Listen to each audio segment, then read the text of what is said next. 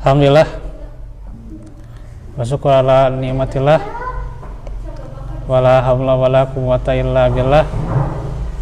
Asyhadu an la ilaha illallah wahdahu la syarikalah, wa asyhadu anna Muhammadan abduhu wa rasuluh alladzi la nabiyya ba'da.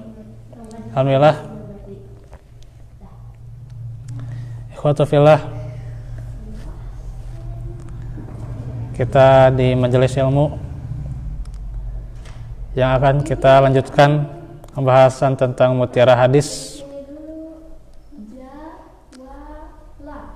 Hari ini jadi mutiara hadis ya, jadi fikihnya besok saja karena besok bisa hadir ya insyaallah saya kesini.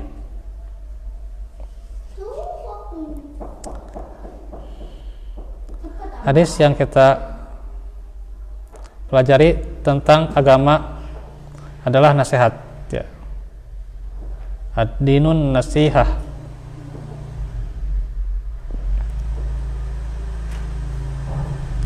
Ini pernah saya sampaikan dalam khutbah Jumat mungkin ya. Mungkin udah lewat berapa ya, tentang agama adalah nasihat ya. Jadi nasihat itu ada dua ya.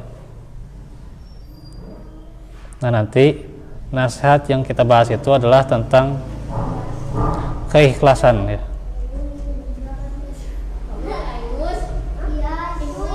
Jadi di sini nasihat yang ini ya tentang keikhlasan ya gitu. Bukan sebuah nasihat yang disampaikan kepada seseorang ya, bukan ya ini, tapi sebuah ketulusan ya gitu. Jadi bisa dipahami ya dari maksud sebuah hadis ya gitu.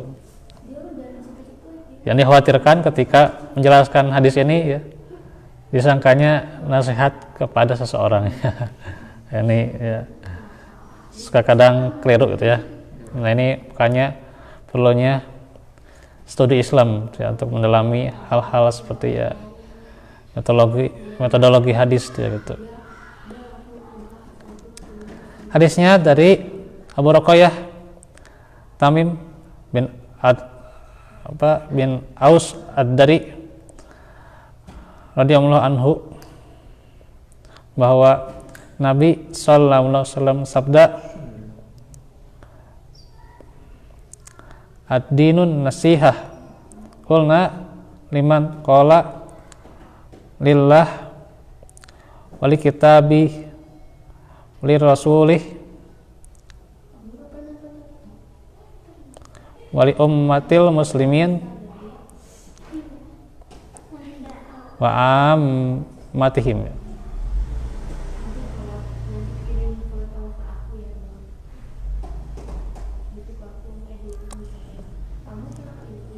Ad-din adalah nasihat ya, ketulusan dan kemurnian ya. Kami berkata, untuk siapa? Beliau menjawab, untuk Allah, untuk kitabnya, untuk rasulnya, dan untuk pemimpin kaum muslimin, dan untuk seluruh kaum muslimin. Ada riwayat Muslim. Dijelaskan dalam Syarah Riyadhus Shalihin Asy-Syaikh Muhammad bin Shalih Al-Utsaimin rahimahullah bahwa nasihat adalah ketulusan dan kemurnian, yaitu untuk Allah adalah dengan ikhlas kepada Allah Ta'ala dan beribadah kepadanya dengan penuh rasa cinta dan pengagungan. Karena Allah Azza wa Jalla diibadahi oleh hambanya harus diiringi dengan rasa cinta, yakni sang hamba melaksanakan perintah-perintahnya untuk mendapatkan kecintaan Allah Azza wa Jalla. Nah ini penting bagaimana nasihat yang pertama ini lillah, yaitu adalah beribadah kepada Allah dan tidak ada menyekutukannya, ya. Dan juga untuk meraih rasa cinta, ya. Gitu ya. Dan juga rasa cinta itu tentunya seorang hamba harus mewujudkan rasa mahabbah pada dirinya, ya.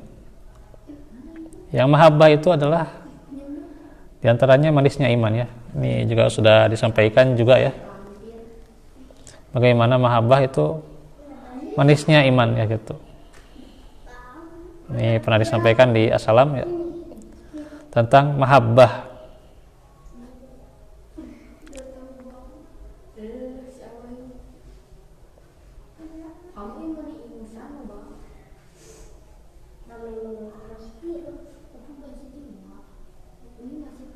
Karena mahabbahnya orang-orang musyrik itu, ya, yaitu anda dan itu yuhibbunhum kahubbillah, ya. Ya. Tandingan-tandingan selain Allah itu disamakan, ya. Seperti mereka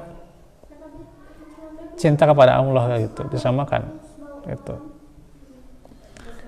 Nah, baik soal harta, wanita, tahta, ya. Gitu, ya. Itu disamakan cintanya seperti cinta kepada Allah. Ya. Bisa jadi nanti ya melebihi, gitu, ya, gitu. Itu di surat At-Taubah itu, ya. At-Taubah ayat 24. Ya. Mencintai Ya. selain kepada Allah itu kebanyakan itu melebihi. Yang Allah itu di nomor seberapanya itu, berapanya. Padahal itu harusnya tidak begitu, harusnya Ya. yang ke Allah harus yang lebih optimal, yang lebih yang Ya. harus bisa di bawahnya itu lah, gitu. Harusnya gitu. Tapi kenyataan realitasnya itu belum bisa lah orang-orang untuk tingkatan sekarang, termasuk saya sendiri gitu. Ya Allah, susah untuk seperti itu. Ya, berat emang. Ya, dipanggil ada azan, ada panggilan-panggilan yang seperti syariat gitu untuk mendatangi, untuk masih kadang-kadang belum bisa. Itulah. Jadi dengan rasa cinta dan takzim, ya, pengagungan kepada Allah, ya. Artinya seorang hamba itu harus mewujudkan dirinya rasa ia rendah diri kepada Allah, ya. Kepada Allah itu rendah diri, ya. Gitu. Kalau pada manusia itu rendah hati, ya, itu tawaduk. Takzimnya benar-benar ya, takzim. Iya, takzim. Sadur wa khufyah. Iya. Merendah. Ya itulah. Karena hanya Allah yang harus diibadahi, ya. Tidak ada kesyirikan padanya, ya.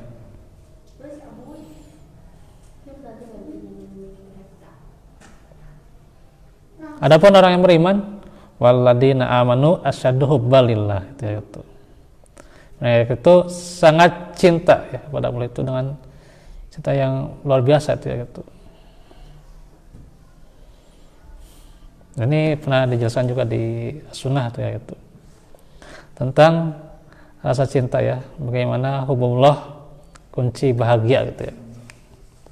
Rasa cinta yang merupakan kunci bahagia itu diantaranya yang lillah, ya, gitu. Yang lillah dan juga fillah, gitu, ya, gitu. Cinta karena Allah, ya. Nah, ini yang harus diwujudkan, ya. Adapun hubungan Allah itu yang berbahaya, ya, gitu.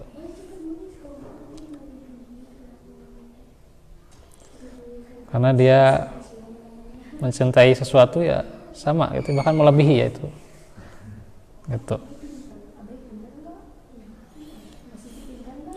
Kemudian Bagaimana mewujudkan rasa cinta itu? Yaitu seorang hamba melaksanakan perintah-perintahnya untuk mendapatkan kecintaannya ya. Dan ta'zim itu seorang hamba ya, berhenti dari hal-hal yang Allah haramkan karena takut kepadanya ya. Berhenti dari riba ya.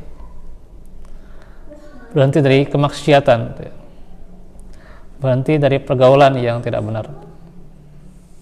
Itu diantaranya dari bentuk ta'zim itu juga ya gitu. Apalagi tentunya berhenti dari kebiasaan-kebiasaan yang menimbulkan kesyirikan ya gitu. Ya judulnya apapun ya, sedekah laut atau dari menyembelih kemudian darahnya dicucurkan ke rumah yang baru gitu ya. Nah, itu juga harus ditinggalkan gitu ya. Sebagai bentuk ta'zim kepada Allah dan sebagainya. Dan juga termasuk nasihat untuk Allah adalah seseorang senantiasa berzikir mengingatnya. Berzikir itu bisa dengan hati, lisan, dan amalan anggota badannya. Jadi zikir itu tidak hanya mengucapkan ya, tapi bisa dengan hati juga itu ya, dengan tawakal, dengan mahabbah juga itu sebenarnya perbuatan hati ya. Itu juga bentuk mengingat Allah ya. Dengan lisan tentunya jelas, dengan anggota badan itu juga bentuk zikir tuh ya gitu.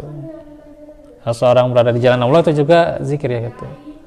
Seseorang mencari nafkah untuk kebutuhannya ya, kebutuhan keluarganya, itu juga zikir sebenarnya ya gitu. Ya, cuman memang jarang untuk mengenai sampai ke sana ya, kebanyakan itu. Ya selalu saja yang namanya zikir katanya ritual dan ritual, padahal sangat luas zikir itu ya. Iya. Nah sekarang diterangkan dulu. Zikir dengan hati, tidak ada batas untuk berzikir dengan hati ya. Manusia sanggup untuk berzikir, mengingat Allah dengan hatinya dalam semua keadaannya, pada semua yang ia kehendaki dan pada semua yang ia dengar, karena pada segala sesuatu itu terdapat tanda yang menunjukkan keesaan Allah, menunjukkan keagungannya dan kekuasaannya. Itu bisa ya. Tafakkur alam itu kan zikir juga ya. Dengan hatinya ya dia memikirkan kebesaran Allah pada penciptaan langit dan bumi, memikirkan tanda itu, terus pada penciptaan malam dan siang ya, al-lail dan juga an-nahar ya, memikirkan tanda-tanda kebesaran Allah pada as-syams ya, matahari, al-qamar pada bulan ya, terus al-jibal ya, gunung-gunung ya, as-syajarah pohon-pohon, dan juga al-an'am ya, hewan-hewan ternak, dan juga hewan-hewan melata dan lain sebagainya gitu.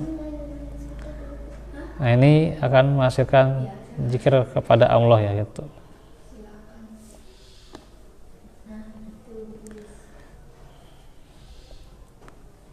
Nah ini nasihat itu juga bisa dalam bentuk al-dzikru ya. Zikir itu mengingat Allah ya. Mentafakuri atas ciptaan Ya, di antaranya tafakur. Mentafakuri atas ciptaannya, besarannya di dalam ciptaannya yang beraneka-ragam.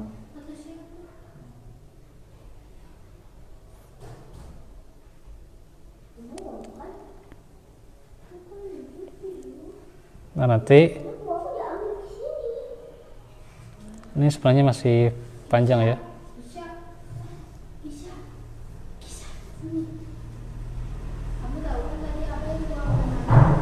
Bagaimana pengagungan terhadap Allah dengan ucapan dan perbuatan ya gitu. Di antaranya banyak ya.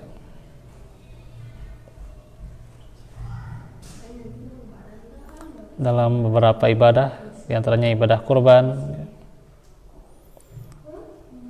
Kemudian juga dia berdoa. Itu juga mengagungkan Allah ya. Ada 14 yaitu dari macam-macam ibadah dalam kitab usul as-salasah itu ya, atau salah satu usul ya, boleh itu juga usul salasah atau salah satu usul itu ya, ada 14 ya, itu. Nah, itu diantaranya doa, kurban ya. Itu dari bentuk-bentuk ibadah ya gitu.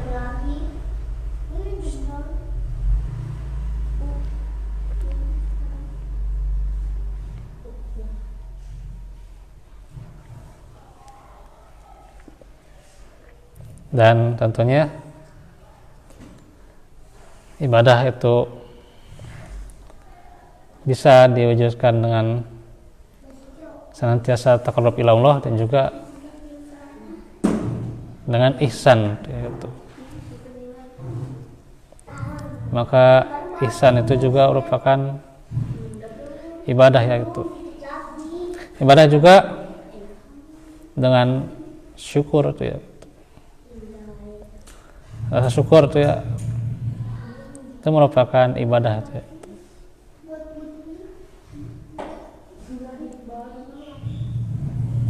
Kalau dia meyakini Allah Maha Besar, Allah Maha Besar, kebesarannya demikian ya. Tapi kebanyakan dia paham tapi tidak bersyukur ya. Contoh saja, ketika mendapatkan yang sedikit, itu kadang berat untuk bersyukur ya gitu. Memberi yang sedikit kadang berat untuk bersyukur ya. Jadi ini hamba yang qanaah itu berat. Berbaik sangka kepada Allah itu kan memang itu memerlukan sangat berbaik sangka kepada Allah. Iya. Itu merupakan ibadah yang agung, termasuk juga itu berbaik sangka kepada Allah. Termasuk apa yang sedang terjadi kepada kita, mungkin dirasa oleh kita tidak enak atau gimana, tapi kalau kita bisa mengembalikan dengan ikhlas bahwa ini suatu ketentuan dari Allah, Allah tidak akan mungkin mendolimi hambanya itu. Harusnya ke sana kita berprasangka kepada Allah bahwa ini yang terbaik itu. Harus kita terima dengan ikhlas.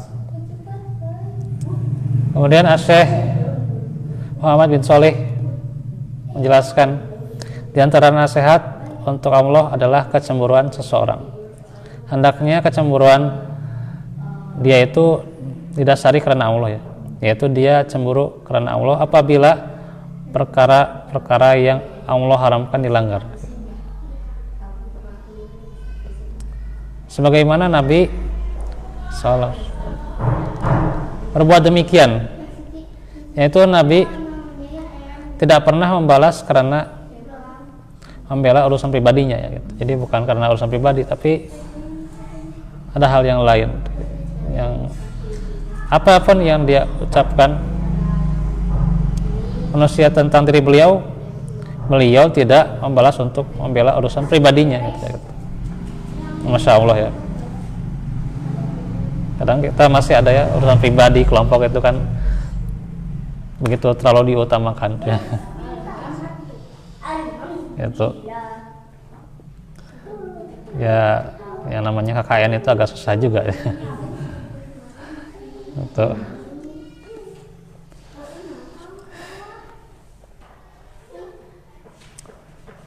Itu kemudian juga akan tetapi tatkala perkara-perkara yang Allah haramkan dilanggar, beliau menjadi orang yang paling keras pembalasnya terhadap orang yang melanggar keharaman Allah. Maka hendaklah setiap orang memiliki kecemburuan terhadap kehormatan Rabb-nya ya. Tidaklah ia mendengar ada seseorang yang mencela atau mencaci Allah atau memperolok-olok Allah ya, kecuali ia merasa cemburu karena hal tersebut ya. Bahkan jika boleh ia membunuhnya, maka ia bisa jadi membunuhnya ya, karena ini kan nasihat untuk Allah ya, gitu. Harus ada teguran gitu ya, gitu, menegur, bahkan bisa dengan keras sekalipun gitu ya, gitu. Ketika seseorang bersanda dengan menyebut nama Allah ya, gitu.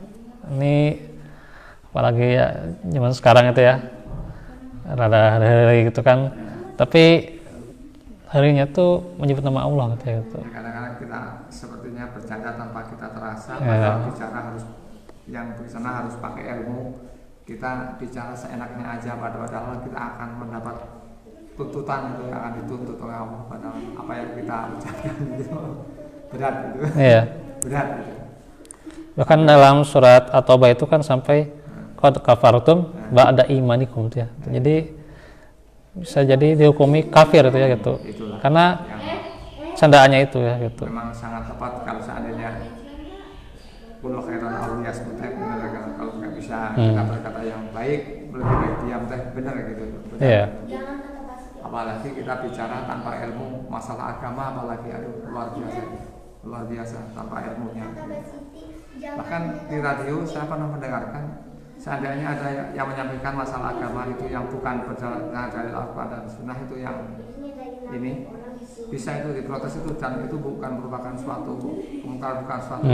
bukan suatu apa itu namanya